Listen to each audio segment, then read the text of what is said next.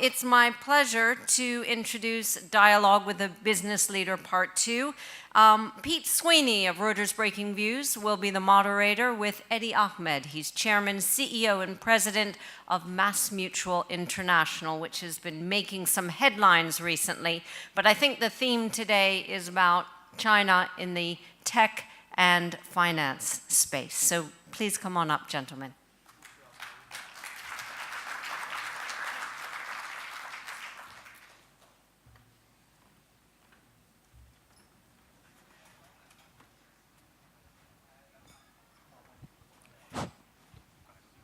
Okay, everybody awake?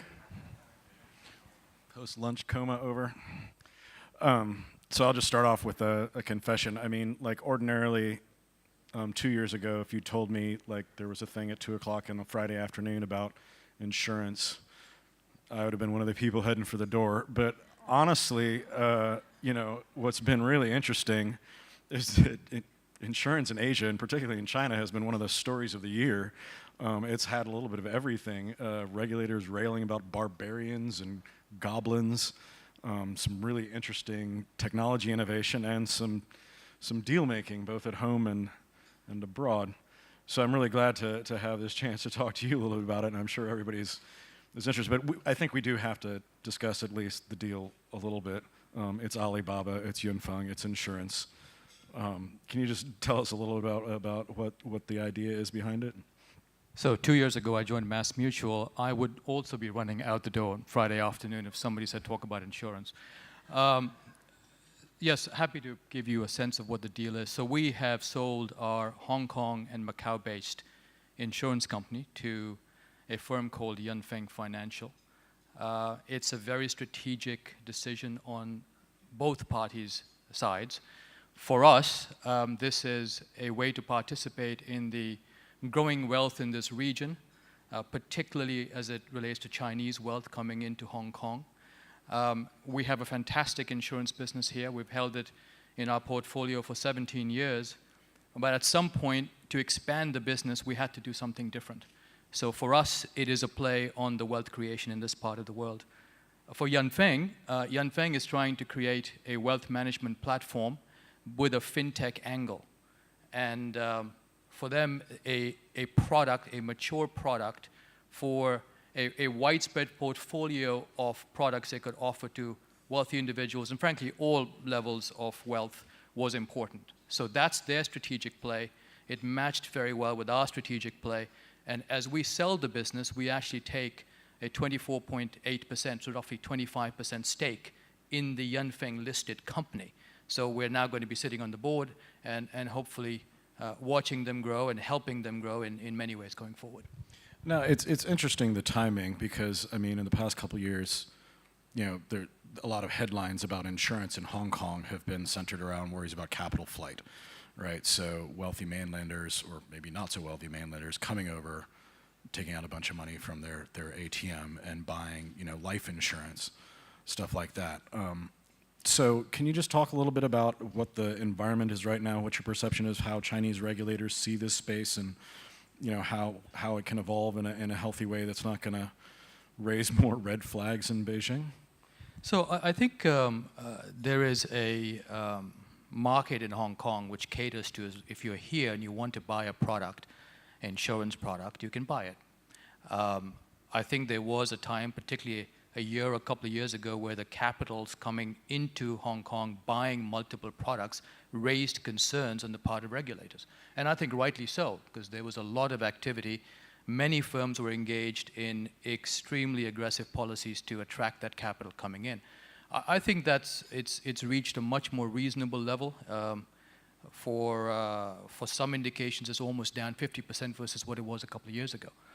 I think the more important thing is capital will flow. It should flow in legitimate ways, and it will flow.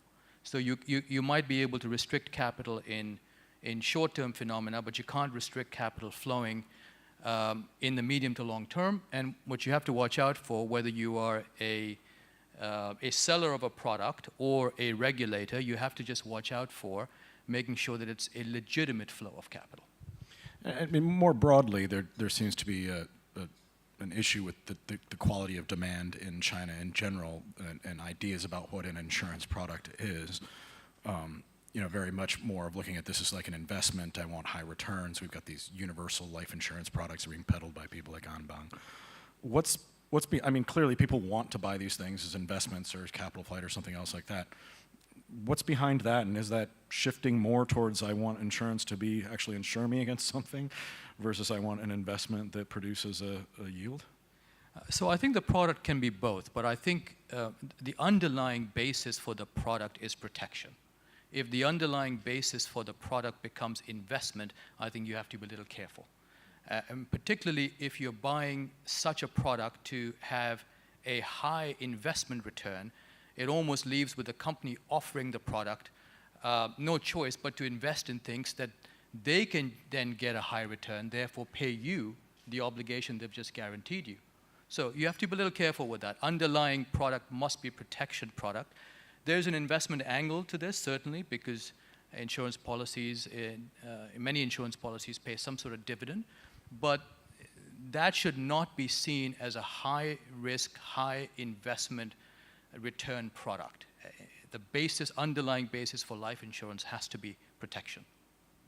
Okay, so is there regulatory change? There's been a lot of change in the mainland, especially at the China Insurance Regulatory Commission, which has gone through some painful period. But do you think that the policy shift is going in the right direction that way? Yeah, I think there are clearly examples of companies that had products out there that were investment products more than protection products. They had to offer high returns on those products to make them marketable. Once you sell a product like that, you have no choice but to then make investments yourselves with the assets that you've gathered that give you a very high return so that you can, as I said, pay off the obligation at some point. So clearly there have been examples, they're very public examples of where companies were investing in all sorts of alternative investments, and the regulator rightly said that doesn't make sense, not for this type of product. If you look at our portfolio, we've been in business for 160 years globally. If you look at our portfolio, the vast majority of it is long-dated fixed income products. 85+% would be in that category. In the 15% that's not in that category would be very stable equities or alternative investments that we feel have stability to them. If that equation of the percentage you put in higher risk assets changes because you have made guarantees to individuals, I think the regulator is right to say, wait a second, this is not supposed to be a life insurance product. What about the companies themselves? So we had Anbang, a bunch of these guys, both abroad and at home. You had a bunch of corporate rating that was going on in China for a while that provoked these comments about barbarians, and nouveau riche, I think, was the worst insult they leveled. People coming in and kind of like trying to take insurance money and restructure companies, and then obviously some very aggressive moves overseas. We had H&A here, who was flirting at one point with Allianz. What was behind that? Was that healthy, unhealthy? Is that something the regulator was right to be worried about, or was that just kind of like a healthy business activity? I suspect I know what you're going to say. But. Yeah, I can't comment on the individual companies, of course. I don't know enough about them per se beyond what all of us have read. But I think the regulator should be concerned about the types of investments insurance companies make to pay off the returns they have offered in their products.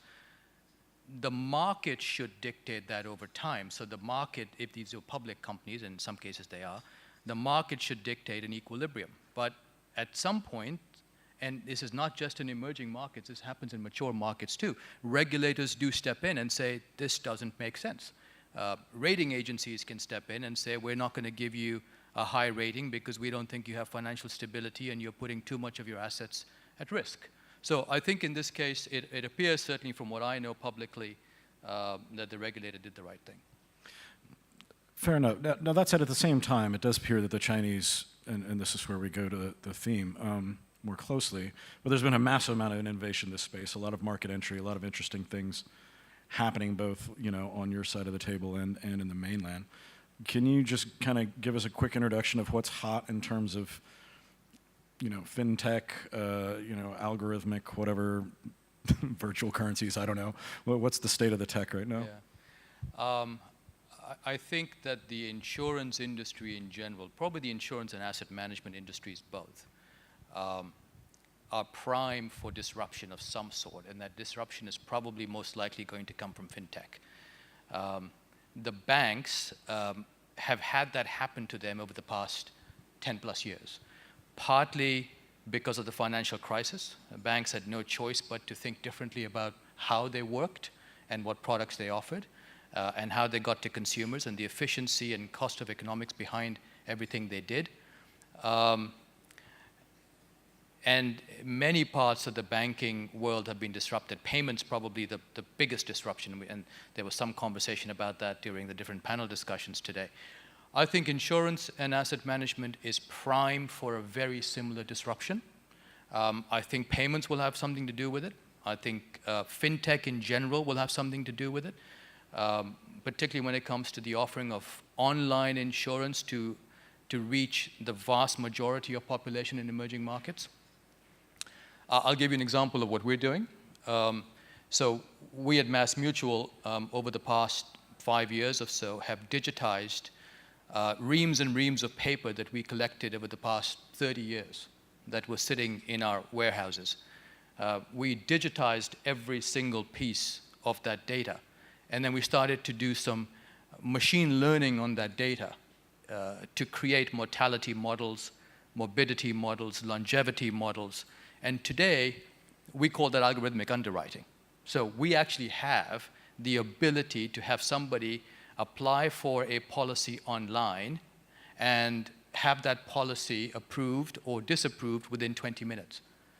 The only reason we can do that is algorithmic underwriting. And every time we get an application, the machine learns more. And it's highly correlated to human decisions made over the years. Now, you could always argue if those human decisions were right or wrong, but we've been in the business a long time, so we're comfortable with decisions made.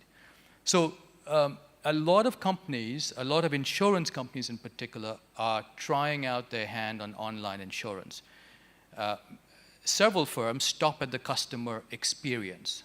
What they don't do then is also focus on the back end of the decisions made by actuaries. That's where we are testing algorithmic underwriting. And it's in the US now. It hasn't come outside the US, but we're operating everywhere in the US, and it's a viable product. Who's in the lead in Asia on that, in that front, do you think? Like, who's the most innovative competitor you guys are looking at? There are a lot of competitors who are looking at it, and they are very respectable competitors. I mean, the large ones like AIA, for example, international ones like Manulife, they're all looking at it. As to how far they're getting with algorithmic underwriting, I believe that we as a firm have a leg up, but there's plenty of innovation going on in this space. I know one of our a very global esteemed competitors, MetLife, has an innovation lab in Singapore. They're doing all sorts of interesting things there. So my example is one aspect of where I think that FinTech disruption will take place. Well, you make it sound like a lot of the value in what you have is the data that you're able to pull. So presumably, I mean, you're talking about disruption, but that sounds like not something that somebody can just have a startup and say, I'm going to be an algorithmic underwriter and undercut everybody. What are the data sets like in Asia? I mean, could you look at like your Chinese customers or whatever? Because I know that the history is a bit shorter. Presumably you don't have 30 years, but like can you talk a little bit about the quality of the data set, as it were? The quality of the data set is extremely important. I can't comment in terms of a country's data versus another country's data, but you have to be in this business for a while to have that data in your hands. So if you're a startup organization, you're not going to have that data. You need some years behind you to capture that data. Could you do it at 5 years, 10 years, 20? Do you have to go to 30? We went to 30. You could experiment it at any stage and start to determine the correlation of decisions you make via machine learning versus other ways of doing it. But data and the cleanliness of that data is extremely important. What's also important is that these models can't be, they're not transgeography. You can't transport them from one country to another. So the US models on mortality, for example, they're not going to work in China. China has different mortality models. Indonesia would have different mortality models, or any other country. So you have to have data within that country, and it has to be clean. So this is the American Chamber of Commerce, and there's been a bit of political lobbying in the States, well, for a long time, but it's coming to a head about increasing access for financial services in China. I think it was just today, one of the insurance deputy regulators met with 10 American insurers and mentioned that he might be open to further opening the market up. Do you see that as something that China is likely to do in the near term? Can you talk a little bit about how you see that playing out for your company and for your Chinese competitors, presumably? I did read that. There is a cap on foreign ownership today in terms of Chinese insurance companies. I think the market is ripe for opening up. It's perfectly legitimate, I think, to have some protection as markets grow and mature. But today, if you look at the Chinese insurance market, you've got some very strong, large players in the domestic Chinese market. There's less of an argument today to protect those firms or the market in general against incoming foreign companies. I may not have my statistics completely right, but I think the foreign players in Chinese insurance market today are single-digit market share, somewhere between 5 and 8%. So there's even if you open the market substantially overnight, chances are your dominant players in the local marketplace will continue to be extremely successful. I think a few decisions need to drive how you open the market, though. So you have to ask yourself, what products do you want in the market? You have to ask yourself what innovation the market would benefit from. You have to ask yourself the question of your social structure from a retirement standpoint, because these are products that could potentially go into the savings and transfer of wealth for individuals in the future. So is your retirement services market robust enough to not have to open it up to other players and therefore expand the insurance market and let that product be bought by more people? Yeah, and that's a really interesting point, because the question is, what would China get out of more foreign entry? But one of the headlines you see, I think, once every couple of years is about this massive pension deficit. So on the flip side of these adventurous private insurance companies going out and promising extremely high returns and earning them in adventurous ways, you've got what people say is overly conservative investment on the part of the pension plans. I think I saw a number of projected $124 trillion US dollar deficit by 2050. I mean, how do you think, do you see an opportunity to plug in there for the foreign firms, or where would you fit into the ecosystem? Yeah, definitely. I think retirement, life insurance, protection type products are very interlinked. And as a population ages, clearly China has a very large population, and as a population ages, this becomes a very important phenomena to maintain social harmony. You can look at more mature markets that have, in many cases, America is a mature market, clearly. The Social Security system, you could argue, does it survive? How does it survive, et cetera? You could look at corporate pension plans and the gaps in corporate pension plans. These are phenomena that impact every market. It doesn't matter if you're an emerging market or a mature market. And the more a market opens up, allowing more of such products to emerge and linking them to the potential of retirement and savings down the road, reducing the burden on governments to provide that kind of benefit, I think is hugely positive. You guys are in a JV right now in China, and this transaction, this deal you've done, doesn't impact that, right? You guys are just sold off the Hong Kong branch, but you're still in Japan and you're still in mainland. Can you talk a little bit about how your JV, the history of your JV, how it's worked out, and what the situation is, learning points or whatever on how that has played out for you guys in China? Certainly. The short answer to your point about this transaction that we've done is Hong Kong based. It does not impact China. That's absolutely right. We do have a joint venture in China. We are a minority shareholder, so we own less than 20% of a joint venture with the State Grid Corporation of China. We've been in the joint venture for 8 years. The joint venture is with the largest corporation in the world, State Grid. Actually, Walmart may be slightly larger one day versus State Grid the next day. It has 1.5 million employees, supplies 90% of the electricity of the country. So from a distribution standpoint, it's a massive enterprise to work with.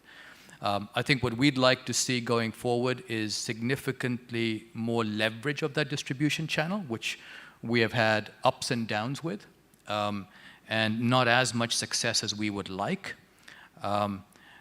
The business is actually making money, and we have a very good pipeline of products that are being sold. So that's the positive. But the leverage of the distribution network, which encouraged us to get into the JV with such a large corporation to begin with, that we need to do more work on. Well, like what would you do, for example? I mean, we would, obviously there's some things I can share, there's some things I can't share at this point, but State Grid has offices across China, given that they offer electric utility services. So for us to leverage the virtual and physical presence of that distribution network, we haven't been able to do so far. So we'd like to be able to do that and get people out there in the sales offices and start representing the product availability of life insurance that we have in the JV. So I think it was, good Lord, maybe 10 years ago, I was talking to some insurers who were griping about how they'd been brought into China and basically turned into training academies for their competitors or whatever. But they were talking about the difficulties they had training people to sell insurance properly. That they had this huge problem with the sales force that kind of went out and had like this vacuum cleaner salesman sort of thing or whatever, where they were mis-selling products to people, the wrong people. Now you've got this wealth management product industry in China is very established and very aggressive and is probably feeding into this attitude of insurance as an investment product. How do you see the state of your human capital, and what is your education process like for both your sales force and the consumers you're selling to? What do you guys do? Let me comment on that in two ways. I'll comment on that from a Hong Kong standpoint as well as a China standpoint. So Hong Kong, we have had very positive track record with hiring new people, bringing them on board, and training them on the product itself. In fact, we are known as one of the strongest companies when it comes to offering training programs to incoming insurance agents. We have had very positive experience in not poaching from other insurance companies. We have actually grown our insurance agents over the years. And our network of agents here is around 3,000 strong, so it's quite a large agency network. That's the business that's obviously going to the Yin Feng. What are their incentive structures like? I mean, I have no idea. Do they get paid on commission? I mean, how does... Yeah, so there's certain hurdles that they have to achieve. It's not a product by product, but there's a certain hurdles they have to achieve, and then they get rewarded based on You matched it with your same... Is it different in China, or did you just deploy the same model? It's different. It's market-based. It's very different here versus elsewhere in the world, including China. The China human capital story on training is a tougher story. Again, we are a small player, even though we are partnering with the largest corporation in the world. From an insurance standpoint, we are a small player in China. You've got much bigger players like Ping An and PICC and China Life, etc. So they have spent a considerable amount of time in recruiting resources and setting up training programs.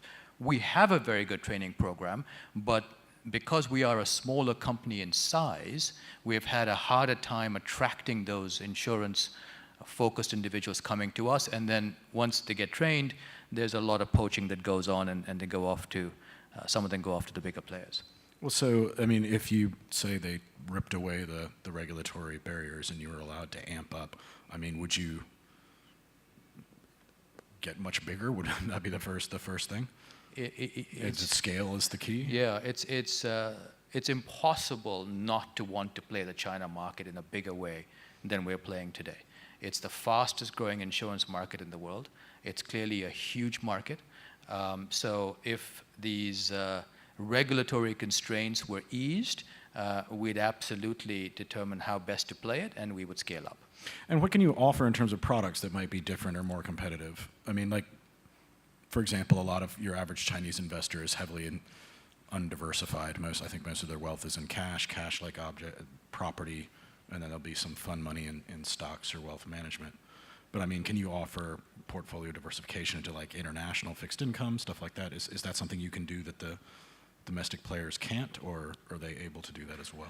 Well, we would bring the power of our global franchise and the expertise we have in product development globally. We would bring that to a market that allowed us to bring it in from a regulatory standpoint.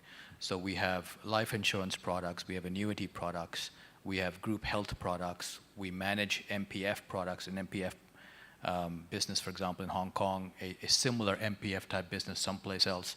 So, and then we own, as a firm, we own 2 very large asset managers that are part of our portfolio of companies, and they help manage some of the investment assets. So the crowd may not know this, but Barings Asset Management is part of our group. Oppenheimer Funds, based out of the US, is part of our group. So we are about a $600-700 billion of assets under management as an asset manager that is part of the financial group we call MassMutual.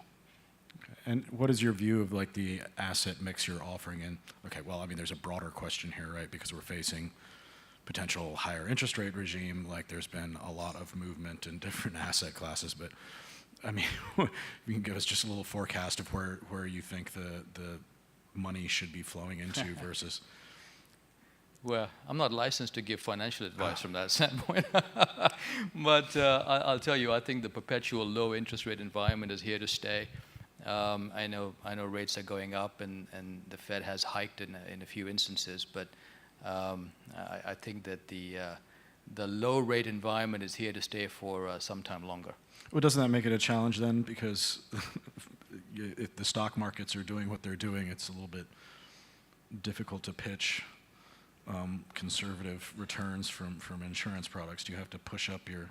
I mean, do you think that's where some of this crazy returns is coming from, like just this extended financial repression? I don't think the crazy returns and the crazy investments, if you can use the word crazy, those aggressive investments, they weren't particularly just driven by the low interest rate environment. I think to some extent they may have been, and that impacts all of us. But to a large extent, they were also driven by many of these products really being high investment obligation products. You could offer them in high interest rate markets or low interest rate markets. When it comes to a long-term low interest rate environment, yes, it does impact how we look at our investments. But for us and firms like us, it's probably less of a dilemma because we've been doing this for 160 years. So we're not focused on today or tomorrow's high or low interest rates. Okay. Well, at that point, I think I can throw it up. Do we have some time for some questions? All right. Who's got questions about insurance? No? One. Great.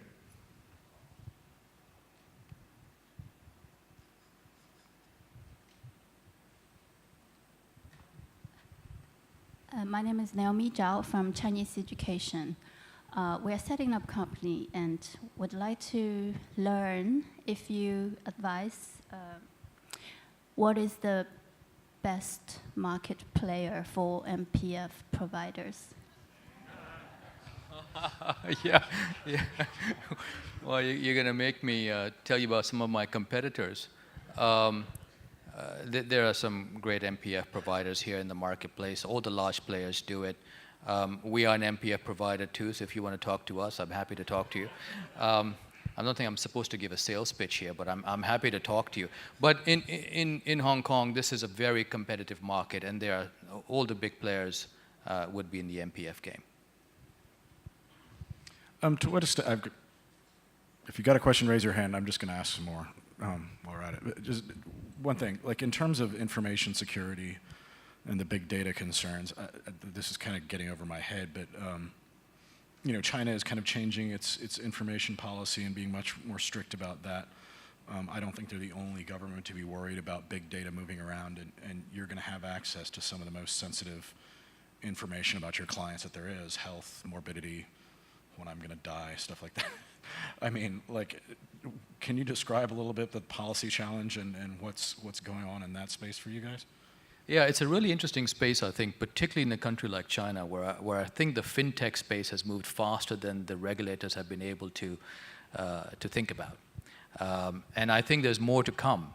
Technology stops for no one. So there's more to come on the innovation side and the FinTech side, where, frankly, regulators all over the world are probably going to play the catch-up game.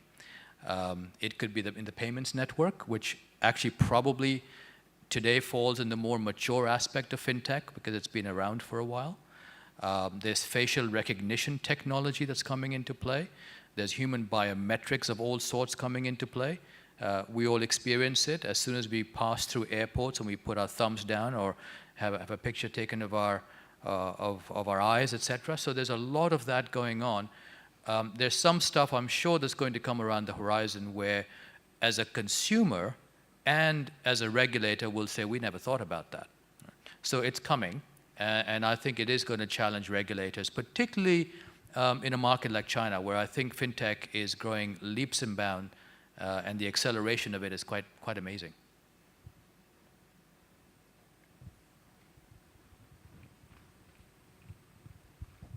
Hi, I'm June Thompson, Reuters. My question is also about big data, but from a slightly different angle.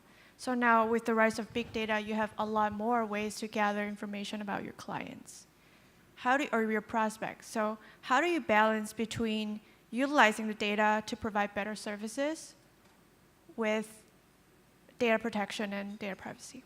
Thanks. It's an excellent question. I think that balance is a very tricky balance because you start to get into the commercial aspects of how you use data. You start to get into the privacy laws that in many countries around the world are very mature. In other parts of the world, they are yet to be determined, yet to be developed. And frankly, I think it also comes down to a moral obligation on companies. Like, what are we trying to do with this? That's a very tricky field, by the way, when you sit in an executive meeting and start to talk about the morality of using data. So I don't know the answer to that question yet. What I do know is that the phenomena of big data and this balance between human privacy and the commercial aspects of using that data, we have just seen the surface of it. There's a lot more coming, and I think it will be a difficult debate for regulators. It'll be a difficult debate for governments and for companies. But here's the interesting thing that I sometimes get myself, I question myself. We as consumers, we sign off on that agree button really quickly on everything. And then we wonder if the data will be used against us. But we sign off on that in less than a heartbeat, right? So as soon as you do that, you have no rights to that data. You've just volunteered it, right? You've just given it away. And you've put all sorts of your information down, including some highly sensitive personal information on credit cards and your passport information, whatever. Then you say, I agree, and you move on. That's going to be used in some way. Do you think there's a need for more clear regulation on this, or is the current environment? I don't know about the regulation standpoint. I think there's a lot more to be done on the encryption of data. But I think that there is it's a dilemma for regulators as to when you draw that fine line between how much do you regulate versus how much do you allow for innovation to continue to take place. But I think encryption of data is extremely important, and we've seen that in some very public cases with technology firms.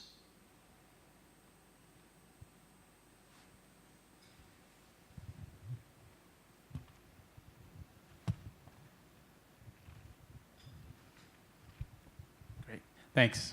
Still Barrett.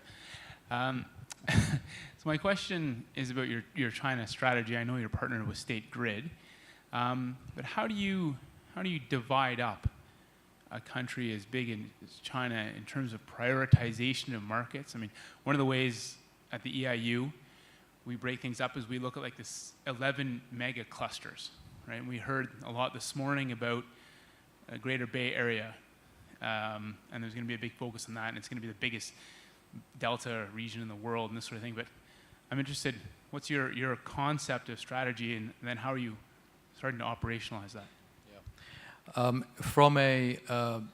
China is a very complicated market, as you know well. I think in any market, China probably being on top of that list from a complication standpoint, traditional insurance sales, you'd aim for the main cities. You wouldn't go out in the traditional sense of a sale, which is an agency network, where people actually go and sit down with you and physically sell a product. You'd aim for the main cities where commerce gets done, or capital cities. So you'd pick a Beijing, a Shenzhen, a Shanghai, a Bangkok, or a Jakarta, or something like that. When it comes to the disruption that I think is going to take place in our industry, I think it'll be online, FinTech, algorithmic underwriting. I think then you can reach a significantly greater mass of individuals that today may be outside the commerce cities. I think there is a dilemma, though, because you can't sell a product to somebody who can't afford it. Even if you may make it accessible, you have to sell the product only when it becomes affordable. So that's the secondary dilemma. But traditional business, I'd focus on the commerce cities or capital cities. And then I think disruption, you'd go into the online, and then you can get a far greater number of individuals have access to that product.